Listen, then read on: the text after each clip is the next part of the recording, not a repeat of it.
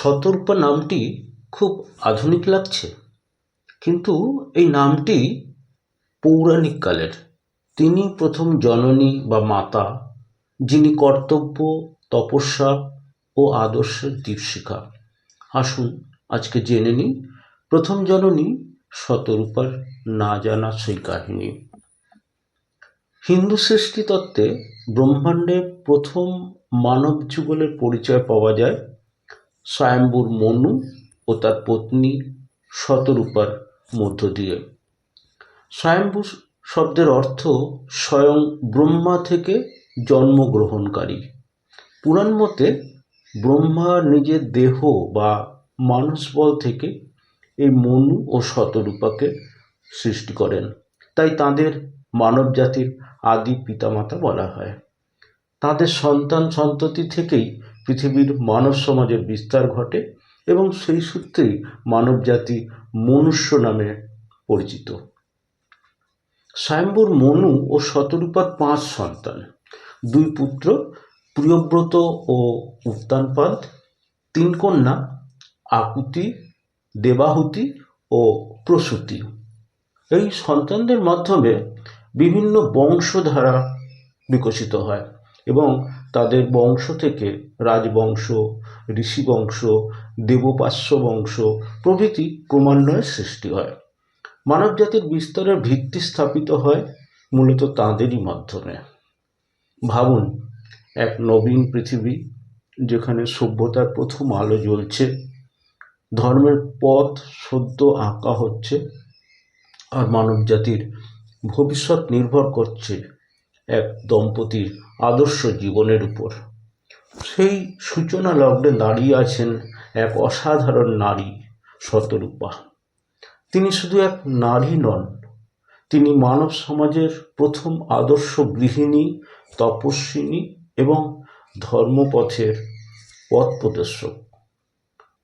স্বয়ম্ভু মনুর সহধর্মিণী হিসাবে শতরূপা মানব জীবনের বিস্তার ও নৈতিক ভিত্তি স্থাপনের গুরুদায়িত্ব গ্রহণ করেন।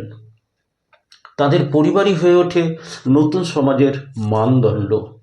তাদের 2 পুত্র প্রিয়ব্রত ও উত্তানপাদ এবং 3 কন্যা দেবাহুতি, আকুতি ও প্রসূতি শতরূপার শিক্ষায় গড়ে ওঠেন। তিনি সন্তানদের শেখাতেন, ধর্ম মানে কেবল আচারের নিয়ম নয়, ধর্ম মানে সত্য, সংযম ও করুণার অনুশীলন। প্রিয়ব্রত শিখলেন কর্তব্যে অটল থাকা ও শাসনের ন্যায় প্রতিষ্ঠা। উত্তানপাদ পেলেন ধৈর্য ও আত্মসংযমের শিক্ষা, যা ভবিষ্যতে তার বংশে মহান ভক্তির আলো জ্বালায়। দেবাহুতি আধ্যাত্মিক সাধনায় অনুপ্রাণিত হলেন, অন্তর্দর্শনের পথে অগ্রসর হলেন। আকুতি ধর্মনিষ্ঠ গার্হস্থ্য জীবনের আদর্শরূপে প্রতিষ্ঠিত হলেন। প্রসূতি পরিবার ও সমাজে নৈতিক শৃঙ্খলা রক্ষার মূর্ত প্রতীক হয়ে উঠলেন। শতরূপা বুঝতেন, সন্তানকে শুধু জীবন দেওয়া নয়, জীবনের দিশা দেওয়াই প্রকৃত মাতৃত্ব। তিনি তপস্যা ও ঈশ্বর নিষ্ঠার পথে অবিচল থেকে এই কাজ করে গেছেন। সময়ের সঙ্গে সঙ্গে তিনি উপলব্ধি করলেন, সংসারের ভিত্তি দৃঢ় করতে হলে অন্তরকে শুদ্ধ করতে হয়। তাই রাজসুখ ত্যাগ করে তিনি অরণ্যে তপস্যায় ব্রতী হলেন। উপবাস, ধ্যান, জপ, নীরব অনুশীলনে তিনি নিজের মনকে শাসন করলেন। কঠিন পরিবেশে থেকেও তার সংকল্প অটল রইল। তিনি বলতেন, যে হৃদয় শুদ্ধ তার সংসারও শুদ্ধ। রাজ্য, পরিবার, সাধনা, তিনের ভারসাম্য রাখা সহজ ছিল না। তবু শতরূপা কখনো অভিযোগ করেননি।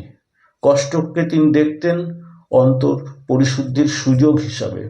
তিনি প্রমাণ করলেন, ধৈর্যই আধ্যাত্মিক শক্তির মূল। দীর্ঘ সাধনায় তার অন্তরে উদিত হলো গভীর শান্তি।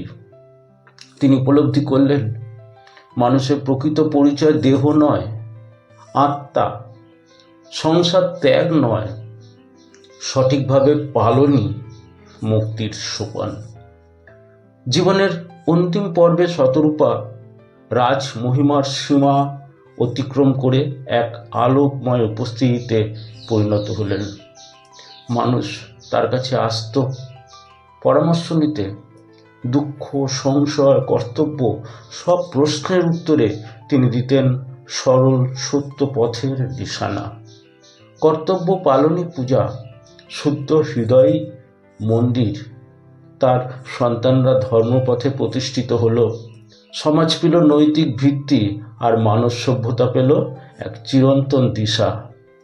নীরব ত্যাগ ও স্নেহময় শাসনের মাধ্যমে শতরূপা এমন এক আদর্শ রেখে গেলেন যা যুগে যুগে পরিবার, সমাজ ও সাধনার পথকে আলোকিত করে। তিনি তার জীবন দিয়ে প্রমাণ করেছিলেন, সংসারকে শুদ্ধ করলে সেটি সাধনার ক্ষেত্র হয়ে ওঠে। আদর্শ মাতৃত্ব মানে নৈতিক দিশা দেওয়া, ধৈর্য সংযমে অন্তরের শক্তি জাগে, নীরব ত্যাগই সত্য মহত্বের প্রকাশ। যে জীবন কর্তব্যে নিবেদিত, তার আলো যুগের পর যুগ পথ দেখায়। আজ এই পর্যন্তই। ভিডিওটি কেমন লাগলো প্লিজ কমেন্টে জানান। আপনাদের সাথে আবার দেখা হচ্ছে পরের কাহিনীতে। ধন্যবাদ, নমস্কার।